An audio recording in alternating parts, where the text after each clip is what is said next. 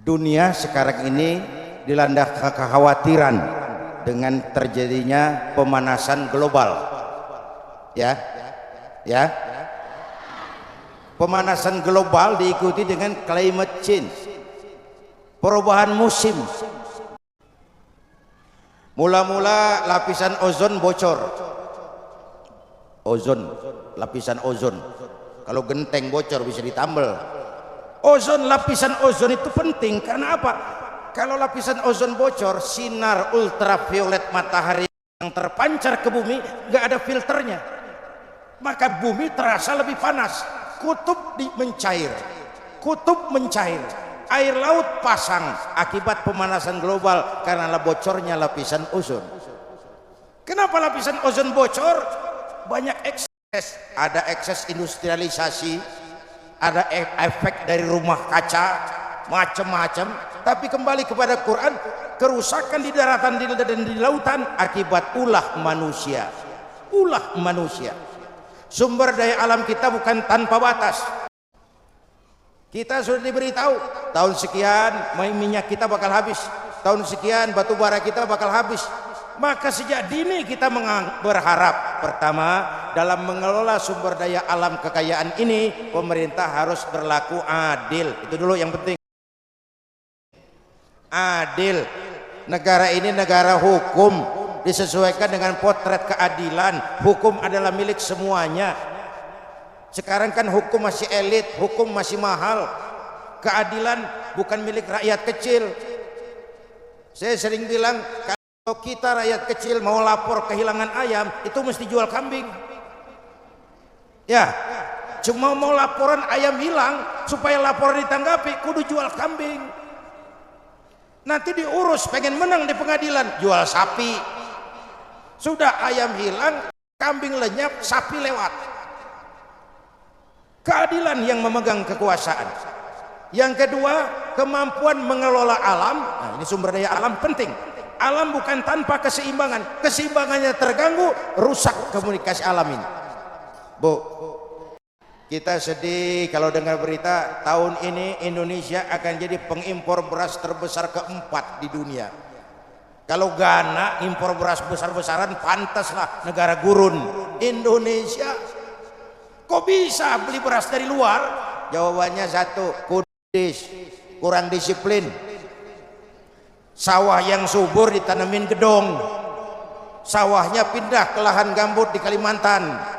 Di sana sawah gagal, di sini sawah habis. Kudis, kurang disiplin. Ini juga bagian dari upaya menjaga kelestarian alam. Ya Bu, itu kalau rumah-rumah di bantaran Sungai Ciliwung ngadep sungai, mungkin sungai lebih bersih.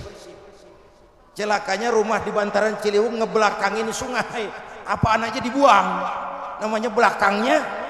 Tapi kalau depannya kan ada sedikit memelihara, menjaga kelestarian lingkungan, akhlak kepada alam.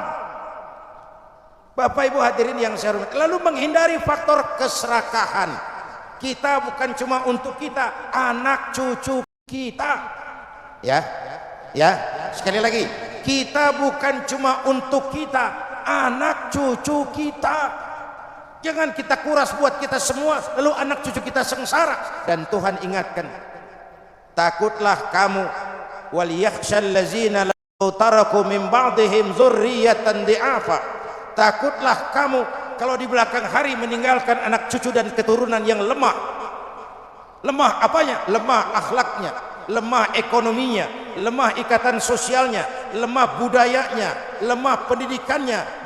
Dan yang lebih parah, lemah imannya, diserang penyakit tamak bin serakah alias rakus. Pemerataan terhadap hasil kekayaan alam ini buat kemakmuran rakyat sulit terjemah kalau mental serakah gentayangan. Itu kalau dalam dunia binatang, serakah itu simbolnya monyet.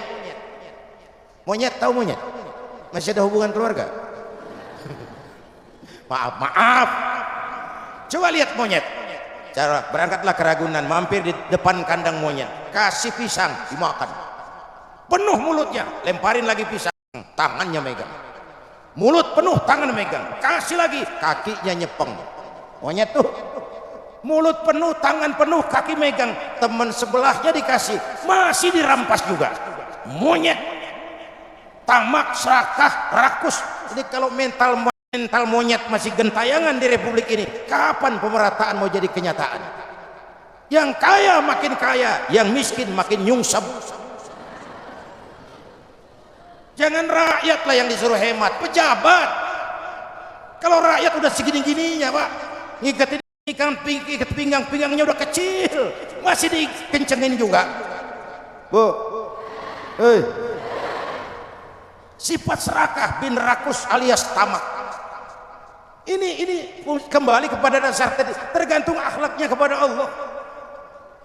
Orang kalau sudah kena penyakit serakah, tidak bisa mensyukuri nikmat, tidak senang lihat orang lain dapat nikmat, itu penyakit serakah. Sudah nggak bisa syukur nikmat, nggak senang orang lain dapat nikmat.